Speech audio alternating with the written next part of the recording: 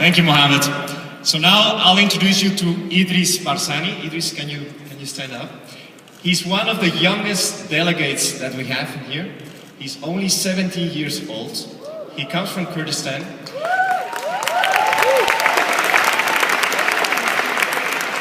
And on his own, he has created a charity that now encompasses 32 projects in 4 countries and in around 8 general themes that include education, poverty, women, for example.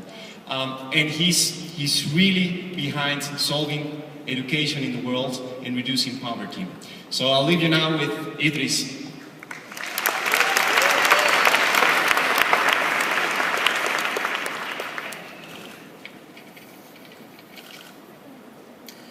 Distinguished guests, fellow delegates, I am honored to have the opportunity to address you today, and I am grateful to One Young World for creating this important forum.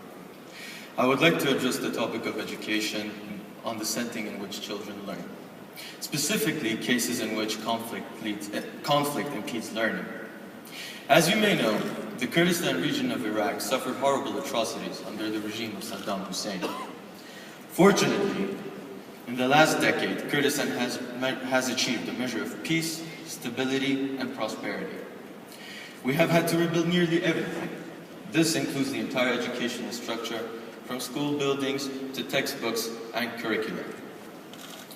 I know many delegates at this conference live in post-conflict societies. I refer to the Balkans, parts of South Central and West Africa, and other areas. And I hope we use the summit to discuss post-conflict development as it relates to education and opportunities for youth. Thousands of former refugees are streaming back to Kurdistan. Those families that never left see a bright future for their children at last. This is crucial because, in the final analysis, education is an investment in the future. When violence, conflict, and war are upon us, it is difficult for families to consider long-term goals. Fellow delegates, I am proud that my organization, Rwanga, focuses on modest but important educational initiatives. We are establishing nursery rooms for the children of teachers in a dozen primary schools because often teachers are hampered by the needs of their own children. We are providing environmental awareness courses to nearly 9,000 students to promote, at a young age, the importance of sustainability. We are rolling out a course for 300 young women in high school to promote women's empowerment and leadership, an important facet of any healthy society. We also fund an annual university scholarship for promising high school graduates. Our aim is to remove some of the restraints that prevent us from fulfilling our full potential. Delegates living in post-conflict settings such as Kurdistan know that education is a golden key of special importance to the children of those who have suffered so much. Ladies and gentlemen, I believe our future is bright. Although we live in a dangerous part of the world, our region is generally safe and stable. We will never, ever allow destructive forces to tear down the fabric of our tolerant and vibrant society.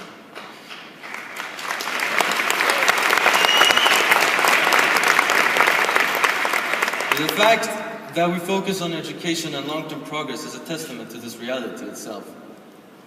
Across the border in Syria, the situation is dire. I am enormously proud of the Kurdistan regional government and of our citizens for their generosity and goodwill in supporting more than 250,000 Syrian refugees.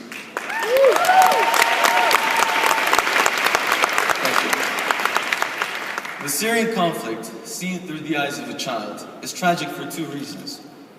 Firstly, children suffer from the difficult living conditions and the fear of violence.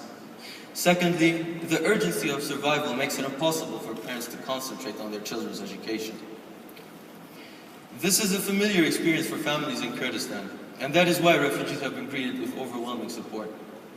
Our charity is one of many reaching out to children in the refugee camps. Next month, we will donate to UNHCR a prefabricated building to be used as a preschool. A refugee camp is not the optimal place for a school, but we must ensure that the futures of young refugees are not sacrificed because of the violence which they have been exposed to. Fellow delegates, in Kurdistan, we in Kurdistan know the enormous value of education because of our tragic history. While the delivery of educational services in a post-conflict environment is challenging, we know that in our hearts and minds that it is deeply rewarding.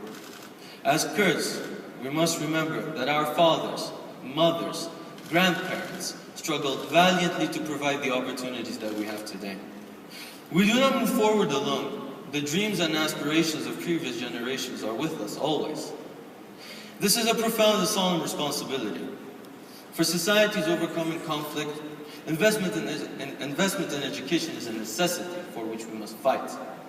It is a fight for intellectual growth and spiritual freedom. It is a human right that must be nurtured, protected, and treasured. Zor Spas, thank you very much.